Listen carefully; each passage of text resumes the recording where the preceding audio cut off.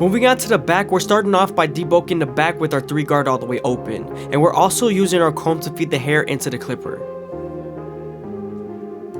Now that we're done debulking, we can move on to our no guard all the way open and create our second guideline. We are right on top of the occipital bone, so you want to make sure you spend more time here in detail as much as possible.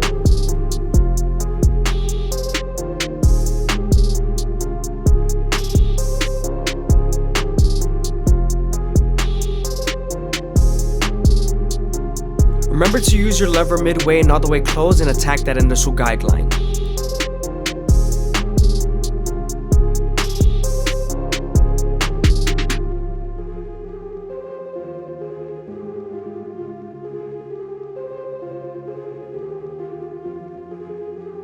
Now that we're done erasing our initial guideline, we can move on to our 1 guard all the way open and create our third guideline.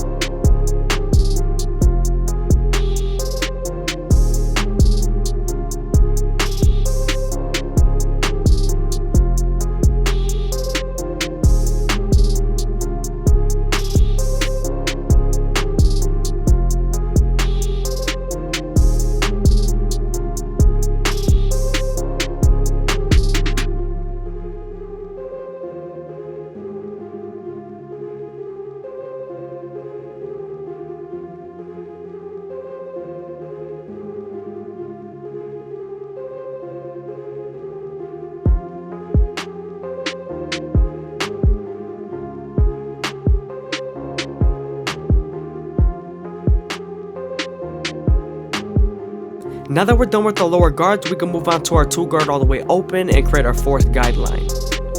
This is going to help us blend into the silhouette and also blend into our lower guards.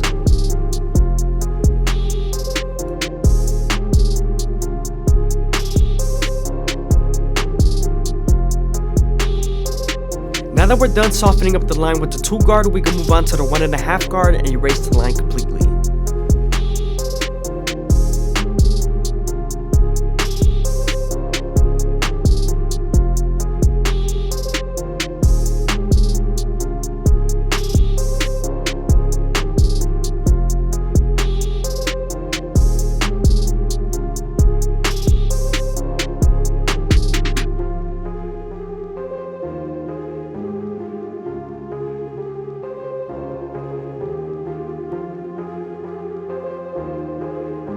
Now we're using our clipper over comb method to debulk the sides and also make the fade as smooth as possible while connecting it to the silhouette.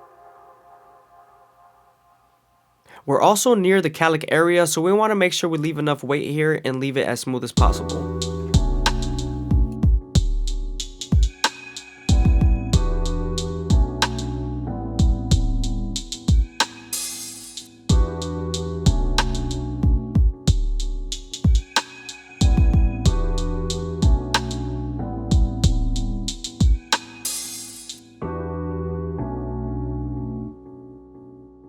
Moving on to his hairline, we're going to use our Anise Tea outliners to make them as crispy as possible, and we're also going to make sure we go slow enough that the hair feeds into the teeth of the trimmer, because if not, then the hair is going to shift and you won't line them up properly.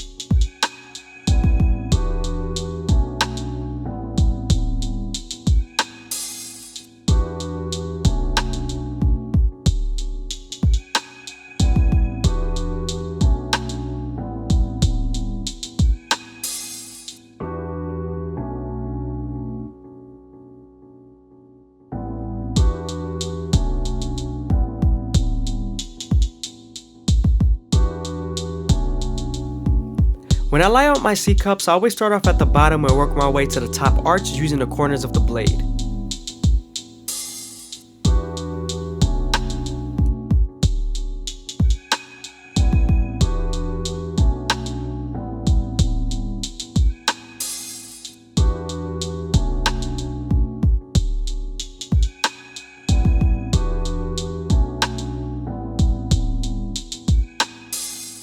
I'm gonna saturate the hair a little bit so I can move it out of my way.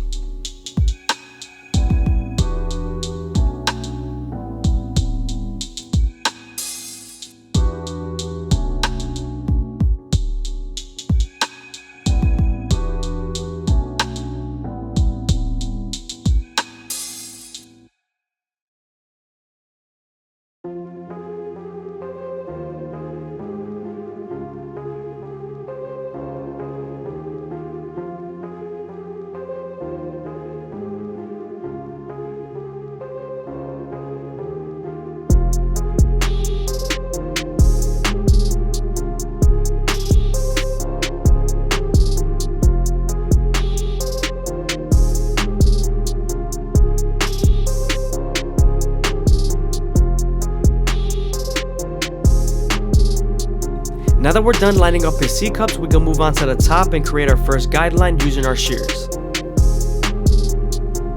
We're going to pull the hair to our fingers, hold it as tight as possible while stretching it, and use our cutting blade to cut the hair.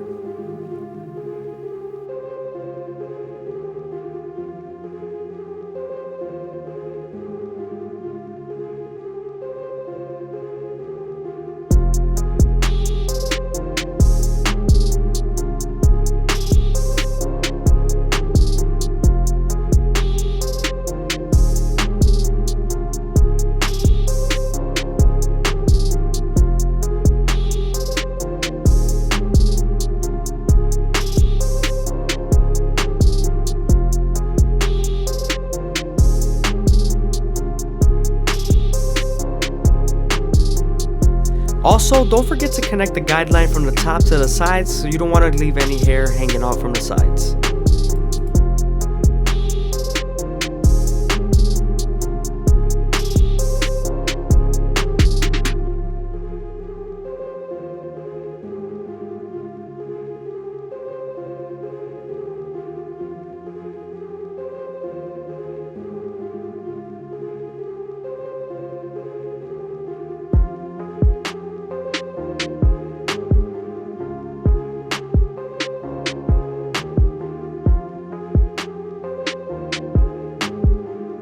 Again, I hope you guys are enjoying the video. Please leave a like, comment, and subscribe. It's greatly appreciated. Also, if you guys want to show some extra support, again, go ahead and follow my Instagram. It's going to be in the bottom right hand corner. Now that we're done with our shear work on the top, we can move on to our Turkish razor and Durber premium blades and make them as crispy as possible. When you're using your razor, you want to make sure you stretch the skin with your opposite hand as much as possible, and also keep the razor at a 45-degree angle. This lowers the likelihood of you cutting someone.